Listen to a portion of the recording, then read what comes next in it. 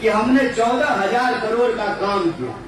उनको लगा कि ये बात बोल देंगे सामने वाला चुप हो जाएगा, लेकिन होता क्या है ना कि जब आप झूठ बोलते हैं तो फंसते चले जाते हैं, और वो इसमें फंस गए। तो हमने कहा कि अगर आपने 14,000 करोड़ का काम किया है तो हमको 14 पत्थर दिखा दीजिए जहां आपका नाम लिखा हुआ है। आप लोग देखे हैं सांसद के नाम का कोई पत्थर? कि इस सड़क के उद्घाटन करता माननीय सांसद मनोज तिवारी जी, इस स्कूल के उद्घाटन करता माननीय सांसद मनोज तिवारी जी, इस अस्पताल के उद्घाटन करता माननीय सांसद मनोज तिवारी जी, एक भी पत्थर दिखा है? ये जो सच्चाई है, इसी सच्चाई से घबरा करके उन्होंने बदनामी का, मुझे बदनाम करने का, डराने का, कायरतापूर्ण हमला करने का, और जो आखिरी उनका हथकंडा है कि वोटर को कैसे खरीदा जाए, वो अभी बचा हुआ है।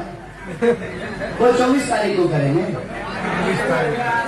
शुरू हो गया, चालू है, कोई दिक्कत नहीं है, कोई दिक्कत नहीं है। इसके बारे में मैं आपको एक बात कह देता हूं। देखिए, 10 साल में अगर उन्होंने आपके लिए काम किया है तो आप जरूर उनको वोट कीजिए। अगर उन्होंने 10 साल में आपके लिए काम नहीं किया है तो ये आपका अधिकार है कि आप अपने आत्मसम्मान के लिए और आने वाली पीढ़ी के भविष्य की रक्षा के लिए उनको, उनकी जो काम नहीं करने की आदत है उससे उनको मुक्ति दिलाइए। और इसके लिए जरूरी है कि आप समझें कि आप जहां थे वही हैं। जो गांव उन्होंने गोद लिया वो गांव वही है। लेकिन सांसद महोदय जब लड़ने के लिए आए थे 10 साल पहले तो सबसे गरीब सांसद प्रत्याशी थे, और 10 साल में आज की तारीख में दिल्ली के सबसे अमीर सांसद प्रत्याशी बन गए हैं। आपके खाते में 15 लाख नहीं आया, लेकिन सांसद महोदय के खाते में 28 करोड़ रुपया पहुंच गया है। तो हमको मौका मिला है। अभी तो 10 साल में प्रधानमंत्री यमुना पार आए हैं। आप आशीर्वाद बनाए रखिए, पूरी की पूरी सरकार को यमुना पार लेकर के आएंगे। अभी तो 10 साल से नहीं घूम रहे थे, अब गली गली घूम रहे हैं। उधर चौधरी साहब बैठे हुए हैं। जितनी बार गोंडा विधानसभा में पिछले 10 साल में नहीं आए, उससे ज्यादा बार 10 दिन में आ गए हैं ना। चिंता मत कीजिए। मैं आप जे कॉलोनी के लोगों को कहना चाहता हूँ, ये जो 28 करोड़ रुपया जमा किया है ना, इसका खर्चा करवाएंगे, इसका खर्चा करवाएंगे। अरे जो होगा तो देखा जाएगा 4 तारीख को। कम से कम गरीबों का कुछ तो भला हो जाए। इसके जमा किए हुए पैसों से कुछ तो लोगों को मिल जाए। करना फिर वही है, जो मिल गया तो ले लेना है ना? जो मिल गया तो ले लेना है। अब फिर जो है इनको इनका सबक समझ गए ना? प्रधान जी ले लीजिए, कोई दिक्कत नहीं, वो आप ही का है। मैं यही आपको बता रहा हूँ, वो आपका है। नहीं, वो आपका है जो जमा कर लिया है अपने खाते में। देने आया खाता में जमा हुआ कैसे? जब यहाँ आकर के सांसद बन गए तो गाना गाने का धंधा भी ठीक से नहीं चल रहा था, तो आया कहां से? वो आप ही का है, आपका हक है, आपका अधिकार है। देने के लिए आए तो दोनों हाथ से लीजिएगा, आ जाओ, बिल्कुल आओ। और जब आपकी देने की बारी आए ना तो सबक सिखा देना है। समझ गए? ये बहुत जरूरी है। यह बात मैं इसलिए कह रहा हूं ना कि यहां से देश की सत्ता को एक मैसेज भेजना जरूरी है कि उत्तर पूर्वी दिल्ली में रहने वाले लोगों को आप अपमानित क्यों करते हैं? 60 लोकसभा क्षेत्र है दिल्ली में, 6 पे इन्होंने कैंडिडेट बदल दिया, इसको नहीं बदल रहे हैं। क्यों? क्योंकि इनको यही लगता है कि उत्तर पूर्वी दिल्ली में रहने वाले लोग यही डिजर्व करते हैं। तो आप इनको सबक सिखाइए अगली बार भाजपा भी कोई पीएचडी होल्डर लेकर के आएगा। समझे बात को? लड़ाई बिल्कुल साफ है। एक तरफ 10 साल आज से तो प्रधानमंत्री जी की तरह डिग्री बनवा लेगा। 10 साल जो अन्याय आपने सहा है, ये वक्त है उसको जवाब देने का। तो बोलिए, आप लोग इस बार बदलाव का मूड बनाए हैं? परिवर्तन होगा ना? परिवर्तन करने के लिए आप सब लोगों से एक ही आग्रह है, 25 तारीख को बढ़िया से तैयार होकर के अगर पानी आ जाए तब नहा धो के मतदान केंद्र पर जाना है और वोट करना है महंगाई के खिलाफ। जिनको ये लगता था कि 450 का गैस सिलेंडर महंगा है, उनको 1250 का 1100 का सिलेंडर सस्ता लग रहा है। हाय रे बहनों, वोट करना है महंगाई के खिलाफ, वोट करना है बेरोजगारी के खिलाफ, वोट करना है जाम के खिलाफ, और वोट करना है तानाशाही के खिलाफ। ये तानाशाही ये देश के ऊपर थोप रहे हैं। आपसे आपके वोट का अधिकार ये छीन लेना चाहते हैं।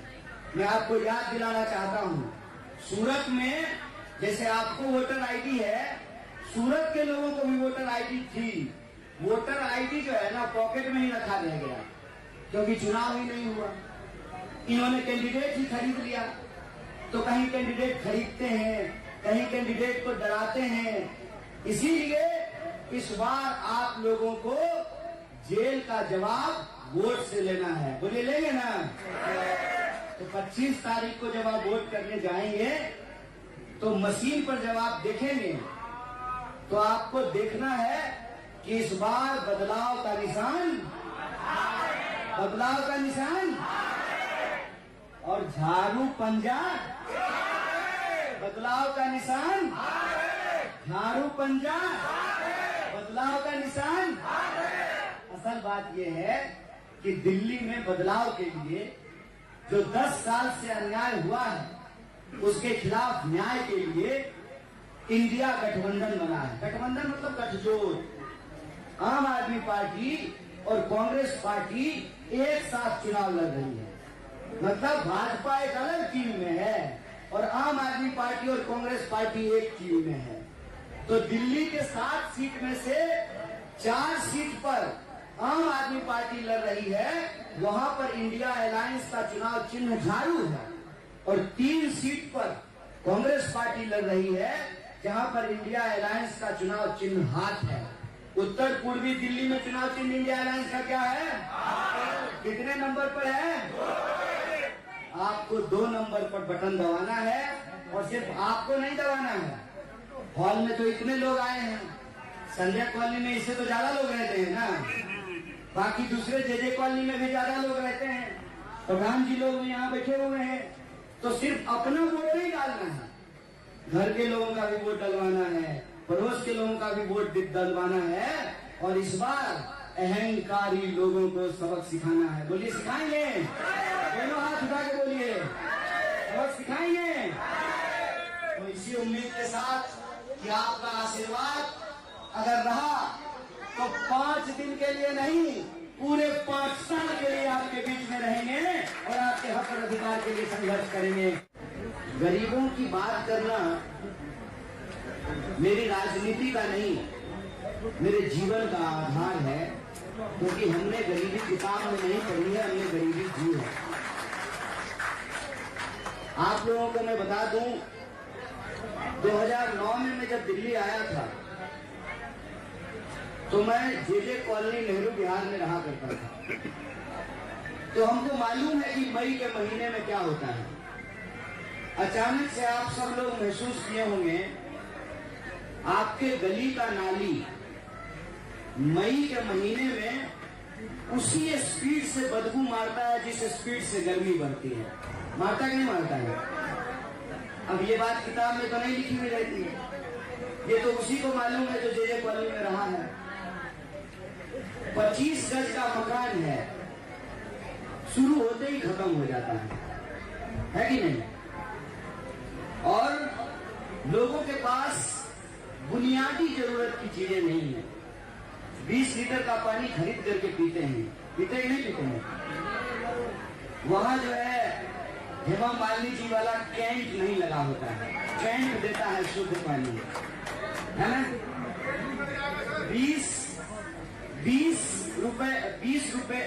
20 लीटर वाला जो बोतल आता है उसको खरीद करके लोग पानी पीते हैं। और अभी ज्यों गर्मी बढ़ेगी तो एसी काम करना बंद कर देता है।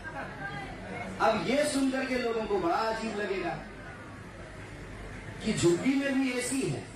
बताइए, किसी का चोरी करके तो नहीं लगाया है, ठेला रिक्शा चला करके, और उसमें भी सबके घर में नहीं है, प्रधान जी के घर में है। क्या प्रधान जी? अच्छा, आपके घर में? अच्छा, प्रधान जी के घर में भी नहीं है, किसी किसी के घर में होता है। चलिए ऐसी छोड़िए, एक चीज तो सब झेलता है ना कि ज्यों गर्मी बढ़ेगी तो लोड शेडिंग के नाम पे लाइट जो है वो 2-2 घंटे कट जाता है। और ज्यों गर्मी बढ़ेगी पानी का टैंकर आना बंद हो जाता है। बताइए, गर्मी में नहाना ज्यादा जरूरी है, पसीना ज्यादा निकलता है, तो गर्मी में पानी मिलना कम हो जाता है। और जनवरी के ठंडक में जितना ठंडक हो उससे भी ज्यादा ठंडक वाला जो है पानी का टैंकर लगा रहता है। होता है कि नहीं होता है? ये किसी किताब में नहीं लिखा होता है, ये किसी अखबार में नहीं छपता है, ये किसी मीडिया में नहीं दिखाया जाता है।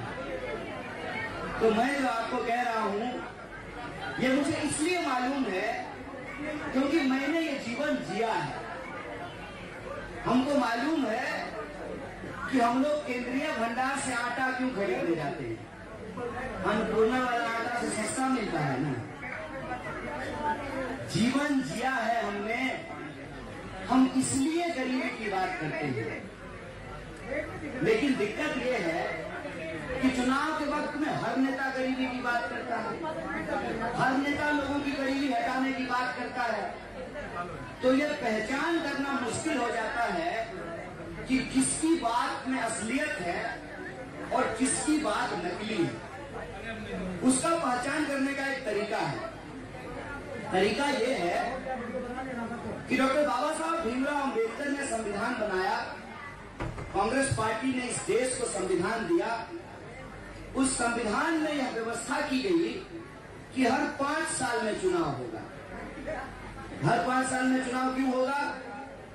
कि 5 साल हम देख सकें कि नेताजी पिछली बार आकर के जो गरीबी पे भाषण दिए थे, जाम की समस्या से मुक्ति दिलाने की जो बात किए थे, हमारे गली में स्कूल खोलने का और कम्युनिटी सेंटर खोलने का जो बात किए थे, हमारे लिए जो अस्पताल खोलने की बात की थी, यमुना पुष्कर को डबल करने का जो बात किया था, फ्लाईओवर बनाने का, एलिवेटेड पुल बनाने का, अंडरपास बनाने का जो बात किया था, जिन गांवों को गोद लिया था, 5 साल में ये जांच कर सके तो उसमें से कितना काम पूरा हुआ है।